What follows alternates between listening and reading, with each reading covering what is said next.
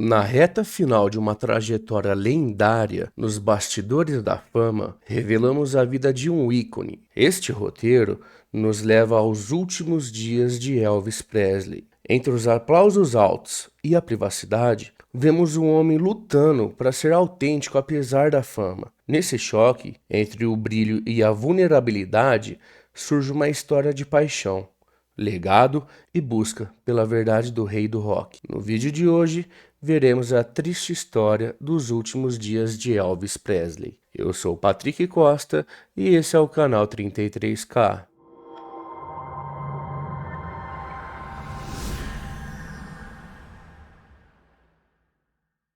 Basta dar uma olhada nos últimos meses e dias de vida do cantor para constatar que dificilmente ele escaparia da morte. Ao longo de sua vida, Elvis Presley se tornou dependente de vários tipos diferentes de medicamentos, principalmente anfetaminas, que o ajudavam a ficar acordado, e barbitúricos, que o ajudavam a dormir. Ou seja, Elvis Presley estava movido a medicamentos tanto para ficar acordado quanto para dormir. No ano em que morreu, o astro tinha um médico particular que receitava qualquer tipo de medicamento que o astro do rock pedisse. O médico era o Dr. George Nicopolis, conhecido como Dr. Nick.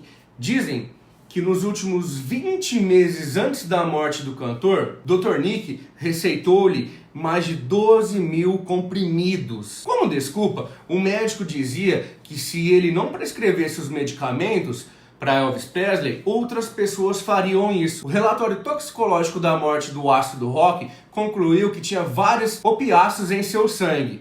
Porém, embora o Dr. Nick tenha recebido 11 acusações criminais de prescrição excessiva de drogas, ele foi absolvido. E o legista afirmou que Elvis havia morrido de doenças cardíacas, afirmando que mesmo que ele não tivesse todas essas drogas no sangue, ele morreria do mesmo jeito. No ano de 1976, Elvis Presley passava a maior parte do tempo enfurnado na sua elaborada sala da mansão Graceland. Porém, isso se tornou um problema seríssimo para sua gravadora, porque o astro do rock não queria mais saber de gravar, só queria ficar enfurnado dentro da mansão. E foi nessa época que o produtor Felton Jervis teve uma ideia revolucionária. Se ele não fosse ao estúdio, eles levariam o estúdio até ele. A sala selvagem, como era conhecida a sala da mansão, se tornou o local perfeito para Elvis trabalhar. O cômodo era grande, enorme e tinha um carpete felpado que absorvia naturalmente o som ambiente. E foi lá que em outubro de 1976, Elvis gravou suas últimas versões de estúdios, resultando em alguns dos seus trabalhos mais memoráveis.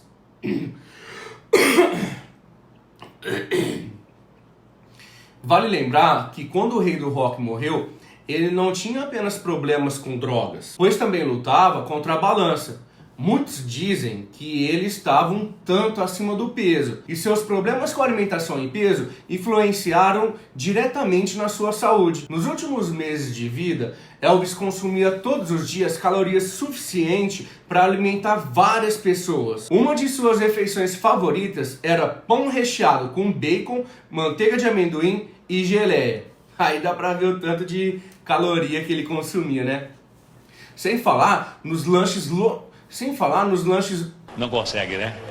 Sem falar nos lanches noturnos que era regado a hambúrgueres. Embora também tenha tomado muitos medicamentos perigosos ao decorrer de sua vida, foi a doença cardíaca causada por sua má alimentação que o matou. O excesso de peso de Elvis Presley ficou muito evidente nos últimos meses de vida. E o maior desafio nessa época, com certeza, foi sua agenda ininterrupta de apresentações ao vivo. Durante muitos shows, o público não conseguia entender direito o que ele dizia, e muitas vezes ele deixava o palco mais cedo do que o combinado. Um desses casos aconteceu em março de 1977, durante 2 shows em Louisiana. O primeiro show durou menos de 1 hora.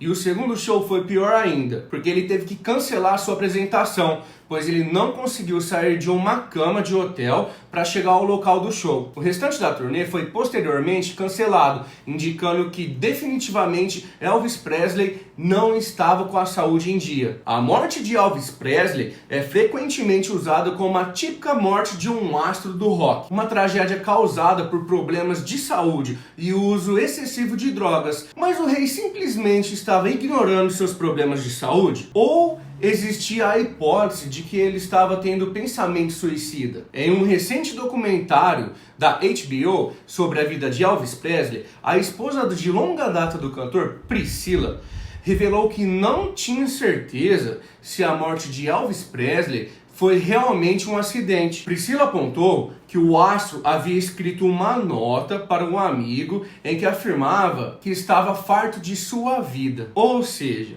talvez esse descuido com a saúde tenha sido intencional. E sabe o que é mais curioso sobre os últimos dias da vida de Elvis Presley? O último show ao vivo do cantor aconteceu no dia 26 de junho de 1977, na cidade de Indianápolis, para uma multidão de 18 mil fãs. É gente pra caramba, 18 mil pessoas. Seu repertório incluía muitos de seus sucessos clássicos, bem como canções mais recentes. Apesar de parecer acima do peso e às vezes sem fôlego, no geral ele foi elogiado por sua performance. Em certo momento do show, Elvis começou a falar um pouco da sua vida, como se estivesse desabafando.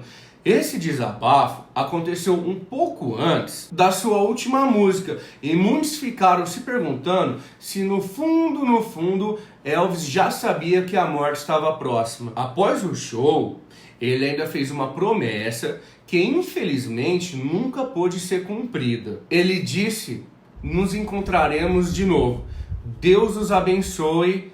Adiós." Devido à sua dependência de medicamentos e excesso de peso, muitas pessoas pensavam que Elvis passou o dia antes da sua morte deitado na cama, comendo ou usando droga. Só que por mais louco que isso possa parecer, seu último dia foi extremamente movimentado, conforme detalhado no documentário Elvis Presley, As Últimas 24 Horas. Seu último dia incluiu uma ida noturna ao dentista em busca de medicamentos prescritos, um jogo de raquetebol às 4 horas da manhã com seu primo e uma improvisada performance de piano. Ele foi visto pela última vez com vida indo ao banheiro. Horas depois foi encontrado por Ginger Aiden, sua namorada. Por volta das 14 horas, o rei do rock faleceu no dia 6 de agosto de 1977, aos 42 anos. E o nosso vídeo fica por aqui, pessoal. Eu espero que vocês tenham gostado. E se vocês gostaram, ajuda o canal aí, deixa aquele likezão, se inscreve no canal e ativa o sininho de notificação para você ficar por dentro de todos os vídeos que esse canal lindo e maravilhoso posta toda segunda e quarta. Beleza? Um beijo, tamo junto, é nóis!